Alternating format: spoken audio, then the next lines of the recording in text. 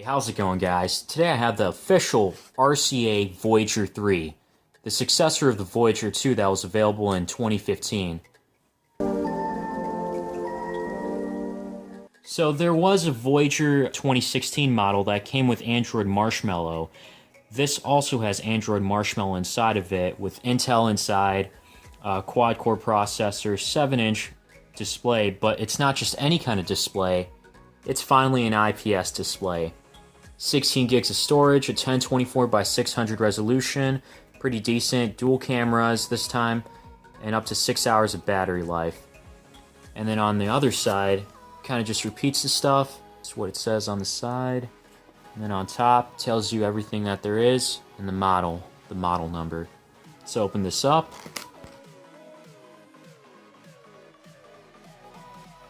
Alright, so we got silica gel. Gotta throw this away. Alright, the tablet itself here, manual, a DC wall outlet to charge the tablet. So compared to the 2016 model, this will have minor improvements. If you already have the 2016 version, I guess you can just hold on to it. But yeah, from what I can tell already is that it has a nicer design from last year's. Like, this is just plastic, don't get me wrong, but it has a nicer feel to the touch. Then there's a camera up here, and then the rear-facing camera back here, 2 megapixels. Alright, so it's turning on, and we got the power button here, 3.5mm headphone jack, micro USB port, a DC port, to recharge the tablet, volume controls, and then behind it is a micro SD card slot, which should be expandable up to 64 gigs, and on top of that, it can transfer apps to the SD card. And then you have the speaker grill over here. We'll see how it is. Alright, so after starting it up and everything, I must say, it looks pretty nice now that it's got an IPS display. Which means you won't have those bad viewing angles where it gets really dark on one side, really bright on the other. That was an issue for the past, 3.5, 4 years. But we finally have it on an RCA $50 tablet. Now, it's a 1024 by 600 resolution, so it might not sound too high, but I must say it's not bad at all. It's pretty sufficient. You can still watch videos in HD 720p. Let me go on a video really quickly and show you. Alright, so you can see here that I have the video set to 720p, and it works. The volume, I don't want to hear my own voice, because this is my own video. But yeah, the speaker does sound tinny back here. It does get fairly loud, though. And yeah, video does look a lot better. And it gets fairly bright. This isn't enough to use outside in daylight, though. And it does get pretty dim at the same time, which is a good thing for when you're using this at night. There's Bluetooth here, Android 6.0.1. So there's Android 6.0 on here. Really the biggest update I see here is the screen itself, and that there's a rear 2 megapixel camera. So I'm always bad at this game. I don't know why I'm still playing it. But yeah, let me check a few benchmarks out, but before that, let me go ahead and get the camera out and see how it is. I have to hold it still to get a good shot. The problem there is that it comes out blurry if you don't hold it still.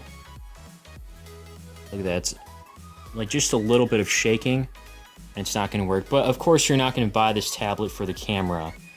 Like this would be, here, let me try to take a still picture. Yeah, see, now that's decent, because everything is readable. So maybe if you want to take a picture on notes or something, that's what I would assume. That's the only thing I'd ever use this for. And then of course there's a front-facing camera here. Alright, so this is the front-facing camera. It's me right there. I don't know, I don't want to take a picture. But yeah, it's grainy too, but sufficient for video calling or whatnot. I'm downloading the Antutu Benchmark app here. You'll probably get 10.57 gigs available, so about 10.5 gigs out of the box. A few things I forgot to mention. This reset button is located down here, and I do like the look and feel of this as I'm using it. It feels more smooth to hold onto. It doesn't feel like cheap plastic. And the camera isn't protruding. In the front of the store is Pokemon Go. When you try to install it, it'll say your device isn't compatible with this version. Now, I usually said that Pokemon Go wouldn't work because there's no GPS module in here. But that's not the case. It might be because it's not supported because it only has 1 gig of RAM, and 1 gig of RAM is kind of low. But you can download an APK file. Let me try it right now. Alright, I tried, but I'm having some trouble installing it on here. And I'll figure it out later, just for the sake of time. But yeah, if you want, you can try to search it up on Google and then download it, Pokemon Go APK, and see if it works. On the Antutu benchmark, it gets about 21,000 as a score. Now that is a lower score still than from the RCA Voyager 2, and I was expecting it to be around this, around the 19 to 22, 21,000 range. This does have the Intel Atom processor that the 2016 model has, and the same amount of RAM. I think it's the same GPU too, if I'm not wrong. We go down and check. By the way, I'll have this whole thing screenshotted on Reddit if you want to check it out, and the link will be down below for that.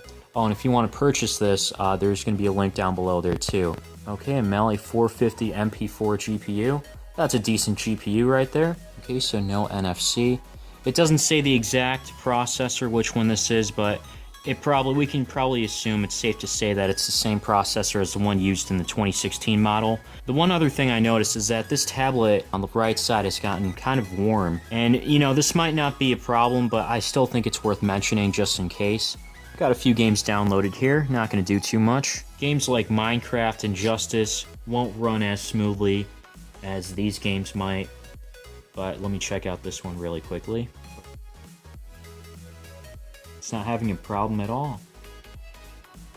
No problem whatsoever. It's quick to load too.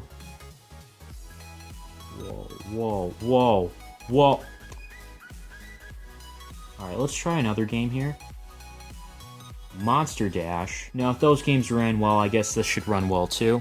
Overall, this looks a lot better than the other versions, that's for sure. Even though it might have gotten a lower score, it might not run things better than the Voyager 2. The reason why this is better is because of the screen itself. Everything I see on here, I like it.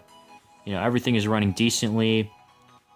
More than decently, actually. Everything is running well. The screen looks nice. You know, it's not a 720 HD resolution, but it's good enough, I would think. For $50, this is probably what I'd expect. Probably a good gift for a kid, or for yourself, even for media consumption, for the first time I'm saying this. I might do a review video on this. I have a bad camera right now, so that's the main problem. But yeah, I hope this video helps you out. As always, thanks for watching.